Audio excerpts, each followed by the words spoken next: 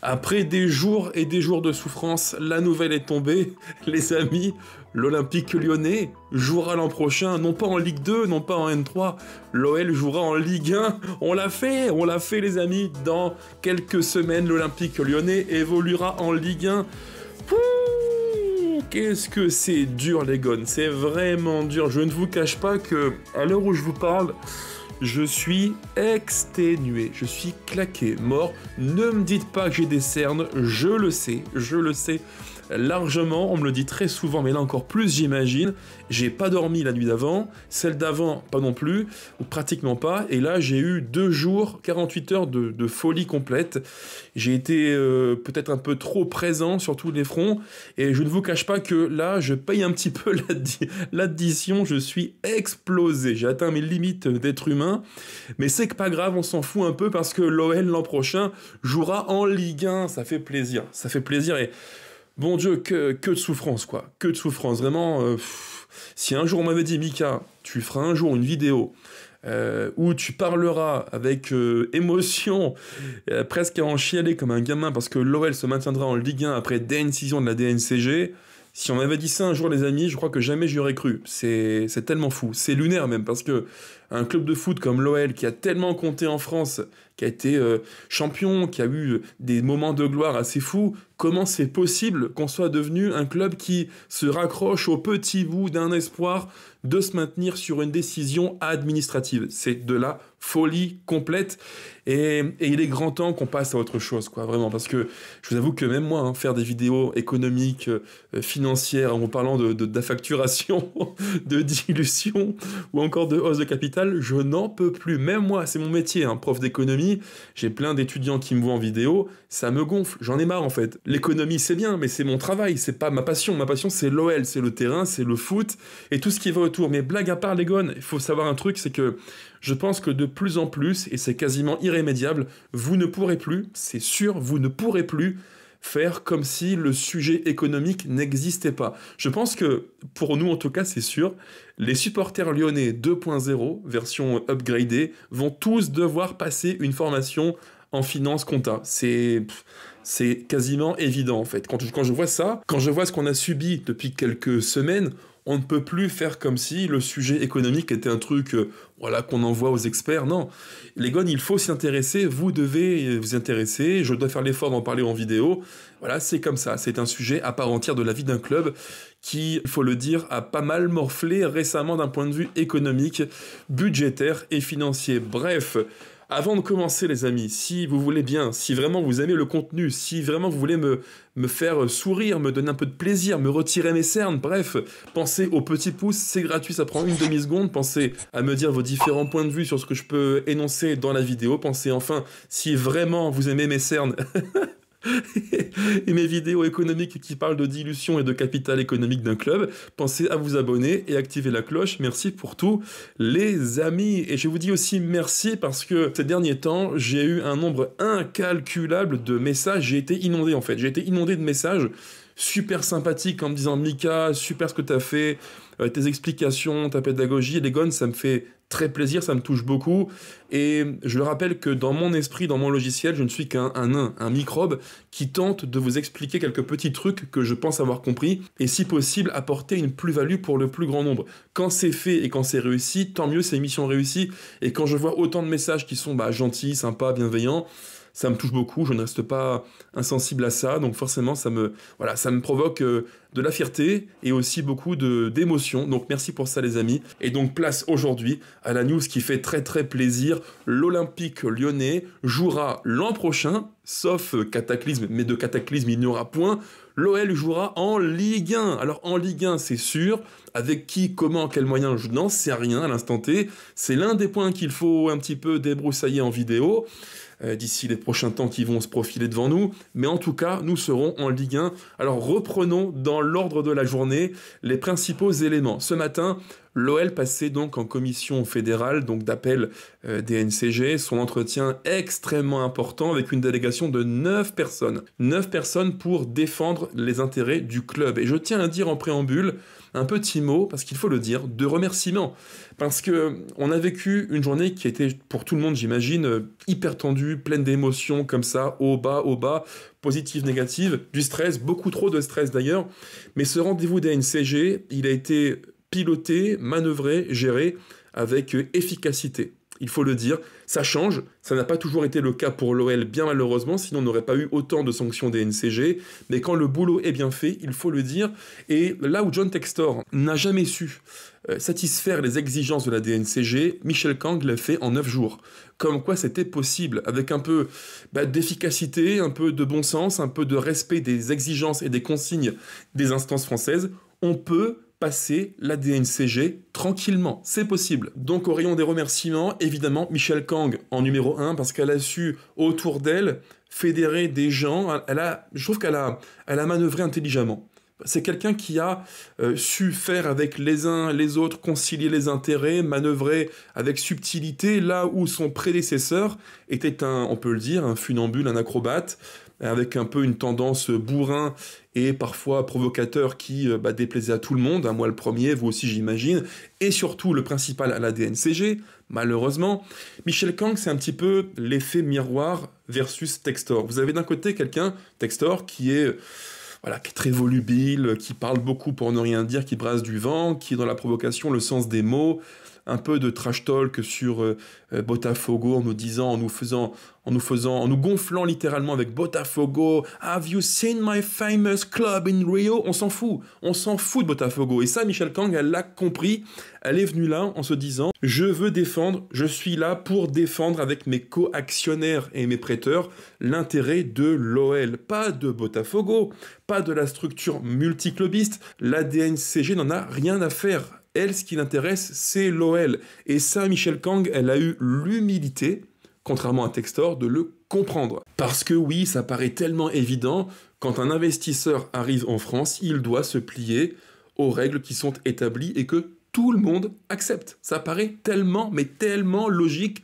Il aura fallu attendre que l'OL soit au bord du précipice pour que, enfin, des dirigeants se plient à ce que demande la DNCG. Enfin, ça a failli être trop tard, mais heureusement non. Donc merci à Michel Kang pour ça, qui en tout point a su rassurer les instances, contrairement à Textor. Et là aussi, où elle diffère de Textor, c'est que elle a su s'entourer des gens qui ont du poids et qui sont des soutiens pour le projet OL.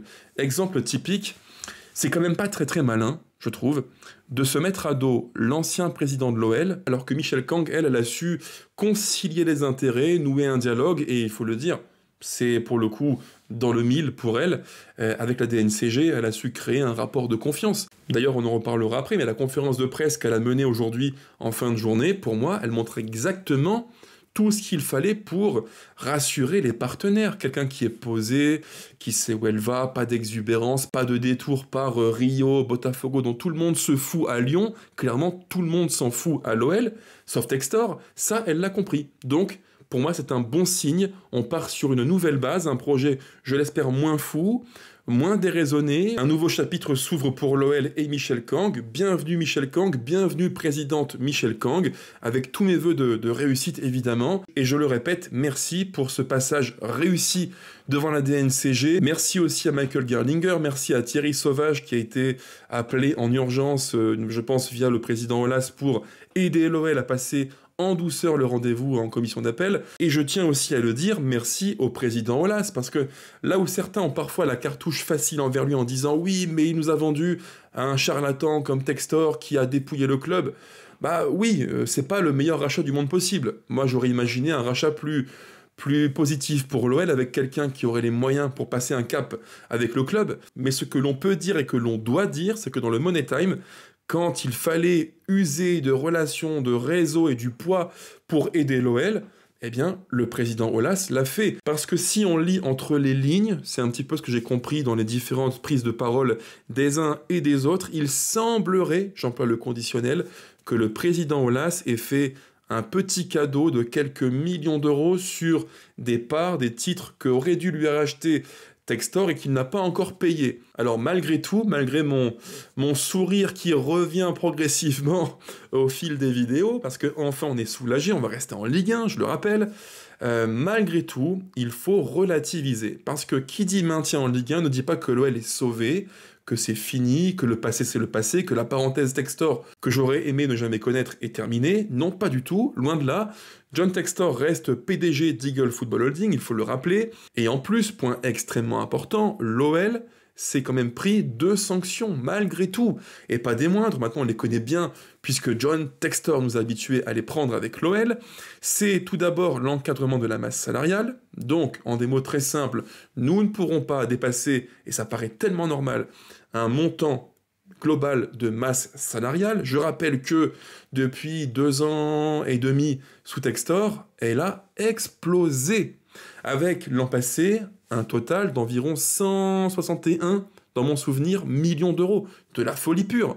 Dans un contexte où le football français se porte mal, avec des droits TV qui ont fondu comme neige au soleil, c'est littéralement kamikaze, d'augmenter à ce point-là la masse salariale, plus 30 millions sous Textor entre le moment du rachat et l'année suivante, plus 30 millions, c'est pas possible. Et si vraiment j'étais sans pitié avec Textor, parce qu'il faut l'être, je vais l'être d'ailleurs, on peut dire que sur un semestre, je le rappelle ce chiffre qui est tellement fou, sur un semestre entre juin 24 et décembre 24, l'OL c'est 99 millions d'euros de salaire pour tout le groupe, alors que John Textor, encore lui, nous vendait l'idée que l'OL allait se recentrer sur le foot en vendant les actifs dits non stratégiques, la LDLC Arena, OL Reign, OL féminin. Et comme vous le savez les amis, si on vend OL Reign, OL féminin et la LDLC Arena et le plan social qui doit logiquement faire partir quelques dizaines de salariés du groupe OL, pourquoi, pour quelle raison les salaires, la masse totale des salaires a-t-elle augmenté? C'est pas logique en fait. Si tu as moins d'infrastructures, si tu as moins d'actifs, a priori, les salaires doivent mécaniquement peser moins dans la balance. Mais c'est pas le cas. Ce qui prouve bien que les sanctions des NCG sont totalement logiques et c'est la conséquence d'une gestion qui est catastrophique. Donc les salaires encadrés, mais pas que, on a aussi les frais de mutation, donc l'enveloppe qui va être allouée au transfert entrant pour l'OL, qui sera elle aussi encadrée. C'est pas non plus déconnant, on sait que l'OL va accuser sur 24, 25, environ 150, voire plus millions d'euros de déficit. Et sans le plan de surveillance de l'UEFA, l'ICFC, l'an prochain, l'OL aurait accusé une nouvelle fois, sur ce même modèle-là, de dépenses totalement folles, quelques dizaines de millions d'euros de déficit. Donc, des efforts, il faut en faire en termes de masse salariale, en termes de transfert, de balance transfert arrivée-départ. C'est normal, c'est la plus grande des logiques avec ce modèle qui, en tout point, est trop dépensier pour l'OL. Donc, on se dirige vers un modèle plutôt low cost, avec de très gros efforts à faire. Et je rappelle que dans le plan de surveillance de l'UEFA-ICFC, l'instance de contrôle qui va gérer les clubs européens qui font les Coupes d'Europe, l'OL doit respecter un plan de surveillance sur 4 ans avec des déficits qui sont très encadrés, avec sur une saison seulement 5 millions de déficit maximum et pour le reste, 0, voire si possible un excédent. Donc c'est compliqué, des efforts qui sont XXL à tous les niveaux. Je pense qu'on va vendre des actifs assez importants, Fofana, Mikotadze par exemple, Lucas Perry. Au niveau de la masse salariale, pareil, pas de surprise. Dans mon souvenir, avant le mercato d'été, on avait une masse salariale pour la partie foot de 128,4 millions d'euros. Dans mes estimations, elle serait actuellement, avec Lacazette, Tagliafico, Benrahma qui est parti officiellement à Neom, et d'autres que j'oublie par ailleurs, Cherki aussi, logiquement, elle serait aux environs des 98 millions d'euros à l'instant T. C'est pas suffisant, il y a encore un effort à faire, et en conférence de presse, Michael Gerlinger l'a bien dit, il y a un plan présenté à la DNCG le 24 juin qui a été modifié avec un peu plus de rigidité, de rigueur, on va dire, là donc en commission d'appel, et dans ce plan, l'OL doit vendre, et je l'imagine avoir une balance des dépenses et achats positive, ce qui serait normal. De combien, je n'en sais rien. Est-ce que la DNCG attend de nous que l'on ait une balance vente moins achat de peut-être 50 millions, 100 millions, j'en sais rien. Dans mes calculs, j'avais dit qu'il fallait que l'OL vende durant l'été environ 100 millions de joueurs. Je pense qu'on ne sera pas loin de ça, donc c'est extrêmement rigoureux. Si on combine les deux facteurs, moins de salaire et moins de dépenses transferts, évidemment, on se tourne vers un modèle plus low cost, c'est pas impossible. Lille l'a montré, moins de dettes en 3 ans, actif joueur qui restait relativement positif, salaire maîtrisé, moins de dépenses. La seule grosse dépense qu'a fait Lille depuis quelques temps, et Zach l'a bien dit sur son live, c'est Bayo, l'attaquant. Ça montre bien que dépenser peu ne veut pas dire ne pas réussir sportivement. C'est pas incompatible. Maintenant, il faudra être sur tous les mercatos presque hyper ingénieux, avoir de belles idées, les payer peu cher, faire des bons coups, des fins de contrat, des joueurs qu'on va très vite cibler et récupérer. C'est pas impossible. C'est le lot de beaucoup de clubs en France et dans le monde. Maintenant, est-ce qu'on est prêt à ce modèle-là? Je ne sais pas. Est-ce qu'on a les armes pour bien le mettre en place? Je ne sais pas non plus. Je pense que oui. On a une cellule sportive qui est compétente avec Mathieu Louis-Jean, Séquinger, on a Mickey aussi qui est présent. Donc faisons-leur confiance, donnons-leur les clés pour réussir, les moyens pour réussir. Et je pense qu'avec Michel Kang et Michael Gerlinger, ils n'auront plus dans les pattes quelqu'un qui va brouiller les pistes et faire des deals un peu bizarroïdes avec Forest et Monsieur Marinakis. En tout cas, je l'espère fortement. Alors forcément, après ce rendez-vous des NCG, les réactions ont commencé à tomber, et pas des moindres. On voulait entendre Michel Kang, Michael Gerlinger, et on a aussi pu entendre et lire le président Jean-Michel Aulas, qui a pris la parole sur Twitter et dans les colonnes du Progrès, et on comprend un peu mieux ce qu'il s'est joué depuis quelques jours, et surtout aujourd'hui, dans les coulisses de l'Olympique lyonnais. Donc, le tweet du président Jean-Michel Aulas, qui nous dit que cette décision est le fruit d'un engagement collectif, d'une mobilisation patiente et déterminée. Patiente et déterminée. Patiente, John Textor, il faut être patient. Très important. Michel Kang a su convaincre Arès, tous les partenaires et tous ceux qui aiment l'OL, de soutenir un projet fort, sortir le club des impasses antérieures. Cette phrase-là, les amis, il faut la prendre, et je pense y passer un tout petit peu de temps pour la comprendre du mieux possible. Michel Kang a su convaincre Arès. C'est une manière de dire que là où Textor a parfois braqué ses partenaires, Michel Kang a su rassembler et fédérer. Un énorme changement qui fait la différence. Et surtout, Michel Kang a su s'entourer des gens qui, je cite le président Aulas, aiment l'OL et qui veulent soutenir un projet fort. C'est l'un des gros défauts de Textor sous son mandat comme président de l'OL. Il n'a jamais su s'entourer des gens qui comptent dans le paysage lyonnais d'un point de vue politique. Ça, c'est un défaut, une erreur stratégique majeure. Quand tu reprends un club comme l'OL, que tu payes extrêmement cher, quelle erreur fondamentale de ne pas t'entourer des gens qui comptent et qui vont t'appuyer, te soutenir. C'est une erreur terrible. Là où Michel Kang, elle, fait totalement l'inverse, elle s'est entourée de gens qui ont compté pour l'OL et qui ont un poids, un réseau, un répertoire, un carnet d'adresses. C'est extrêmement important.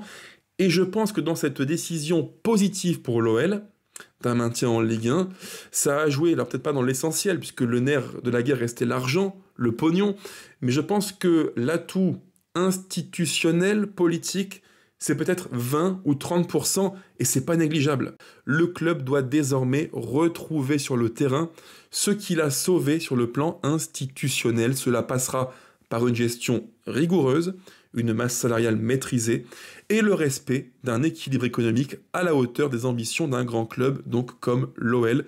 Je resterai pleinement engagé aux côtés de Michel Kang et de tous ceux qui croient en la force de l'ambition lyonnaise. Je partage en tout point ce qu'il nous dit. Ça paraît tellement bateau, c'est tellement bateau et évident.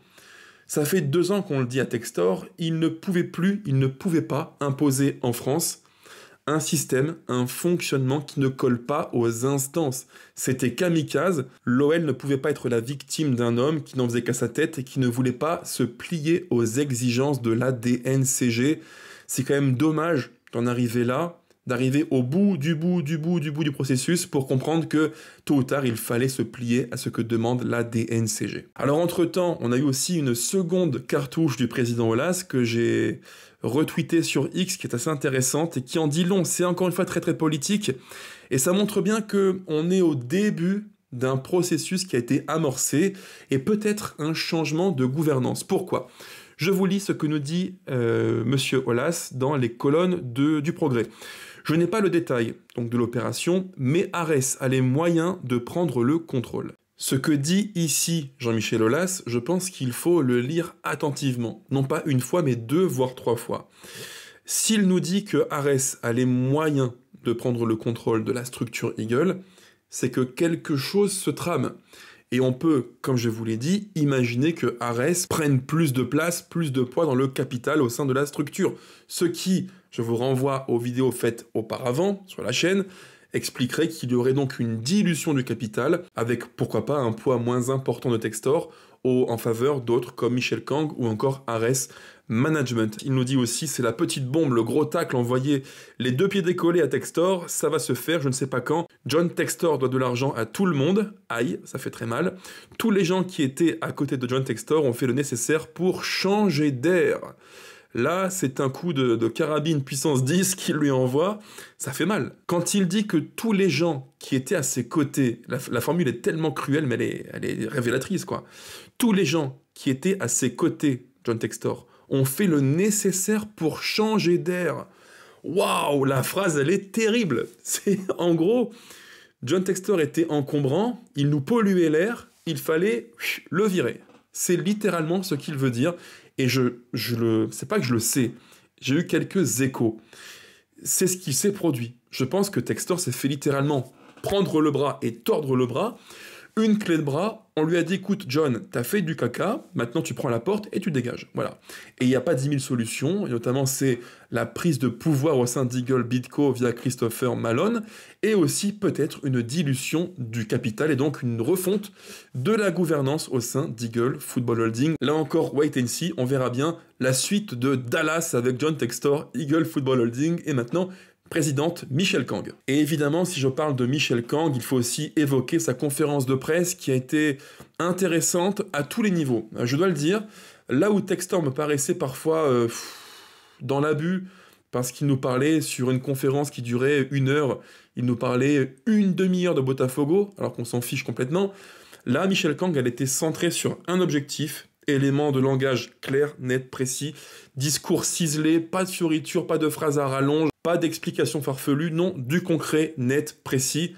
On sait où elle va, comment et avec qui. Et sur la forme, sur l'aspect communicationnel, j'ai beaucoup aimé, parce qu'elle se tient bien, elle est claire, limpide, elle sait ce qu'elle a à dire, pas de fioriture, simple, efficace. Et je comprends mieux pourquoi, auprès des instances, elle a eu, je pense, un discours beaucoup plus rassurant que Textor. Visuellement, c'est frappant. Elle a une forme de sérénité que j'aime bien, qui me rassure, moi, comme supporter de l'OL. C'est quand même plus rassurant que quelqu'un qui présente des plans farfelus avec des fonds d'investissement qui vont récupérer des pourcentages sur les ventes de joueurs. C'est abracadabrantesque, on n'y comprend plus rien. Michel Kang, c'est simple, net et efficace. En 9 jours, elle a su faire ce que John Textor n'a pas su faire en 8 mois. Bravo à elle, et donc rendez-vous des NCG validé. J'aurais pu aussi vous évoquer les quelques tacles qu'elle a pu distribuer quand elle dit par exemple qu'elle est maintenant présidente de OL SASU et d'Eagle Football Group et que personne, elle dit bien personne ne pourra interférer. Boum Textor, va-t'en, loin, très loin. Et il n'y a pas que ça, il y a aussi ce moment où elle dit en conférence de presse que si l'OL avait respecté les exigences de la DNCG, il n'y aurait jamais eu les sanctions prononcées. Bam, prends ça Textor dans l'échiquier, une fois de plus, effectivement, et c'est quand même bien qu'elle le dise. C'est hyper important. Alors pour autant, comme l'OL est coté en bourse et qu'il faut une transparence à respecter, on n'a pas encore eu le plan très très précis. Qui met quoi, combien, Michel Kang, est-ce qu'elle met 30 millions? Ce serait apparemment le montant qu'elle aurait mis sur la table. Est-ce que Jean-Pierre Comte en a fait autant ou un peu moins? Dans quelle proportion? Est-ce que Ares, et là c'est un point qui est extrêmement important, je pense que Ares est monté au capital. Parce que si je me fie à ce que dit Michel Kang, qui remercie l'unité des partenaires et des prêteurs, elle dit bien des prêteurs, si je me fie à ce que dit Jean-Michel Aulas, qui parle d'Ares qui pourrait prendre le contrôle d'ici peu, j'ai le sentiment que Ares va faire un peu plus que prévu. Je peux me tromper, on verra bien. Mais si prise de contrôle d'Ares il n'y aura pas 10 000 solutions, c'est l'une d'entre elles. Là encore, wait and see. On verra bien. Et puis, pour finir, il y a cette allusion que fait Michael Gerlinger sur 2 transferts après une question qui lui était posée, le cas de Danilo et de Matt Turner, et tout du mécanisme Textor est résumé ici. La question est simple, c'est est-ce que le deal Matt Turner-Danilo se fera pour l'OL avec Nottingham Forest? Et là, on sent chez Michael Gerlinger une forme de petite... alors pas une gêne, c'est pas le bon terme, mais on sent que c'est un sujet qui lui pose question, qui l'interpelle, et il a une phrase qu'en tout cas vous me direz vous en commentaire, moi c'est comme ça que je l'ai comprise, il dit un truc qui m'a interpellé. Il dit, en effet, sur Turner et Danilo, il faudra que l'on voit ce qu'il est possible de faire et ce qui a été fait contractuellement. Et là, il renvoie aux avocats les 2 deals qui ont été peut-être faits avec l'OL.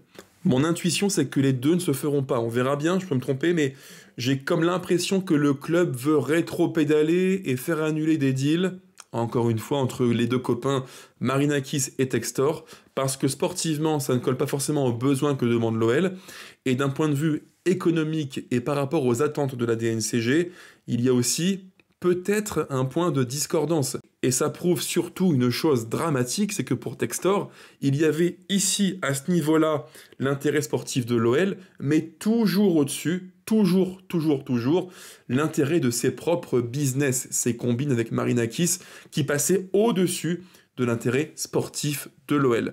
Et c'est en partie à cause de ça si l'OL a failli finir en Ligue 2 à un exploit, un miracle près, mené par toute l'équipe de Michel Kang, Michael Gerlinger, Thierry Sauvage et d'autres que j'oublie évidemment qui ont fait un boulot de grande qualité. Merci à eux. Quoi qu'il en soit, je suis littéralement exténué. Je vous le dis les amis, je suis épuisé. J'ai fait du mieux que je ne le pouvais. J'ai tenté le plus possible de prendre la parole sur Twitter, YouTube, de vous expliquer en vidéo ce que je pensais de la situation, à quel point pour moi elle était grave et à quel point il fallait s'en alerter. Mais ce qui est sûr, c'est que je ne voulais pas que notre club qu'on aime tant, mon club que j'aime tellement dans ma vie, disparaisse parce que quelqu'un en aurait décidé ainsi. Et je me suis dit, à mon tout petit niveau, Mika, il faut que tu te bouges les fesses. Prends la parole, prends ton micro, la caméra, écris, appelle des gens. Alors ça a pris du temps, j'y ai passé beaucoup, mais alors vraiment beaucoup de temps depuis plusieurs jours, c'est vrai. Ma femme m'a dit, chérie, tu passes trop de temps sur le téléphone, sur Twitter, YouTube, tranquille. C'est vrai, je suis fatigué, c'est vrai aussi, j'ai eu beaucoup d'entretiens avec Le Progrès, l'équipe, Le Monde, il y a eu Europe 1 Lyon, j'ai failli l'oublier, mais j'ai fait aussi un passage chez Zach avec Yanis, Charlie et Yous, que j'embrasse tous d'ailleurs au passage.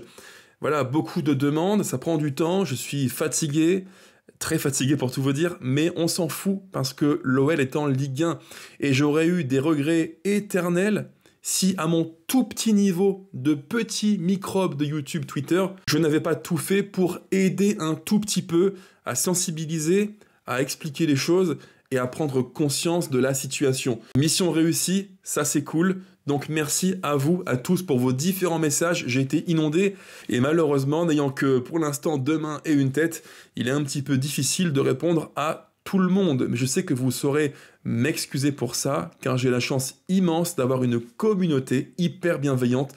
Merci pour tout ça les amis. Et n'oubliez pas un point très important. L'Olympique lyonnais jouera l'an prochain en Ligue 1. Et on reparlera très vite de foot, promis, sur le 11 lyonnais. Ciao, ciao les amis. Bisous à tout le monde. À très vite et allez l'OL plus que jamais, évidemment.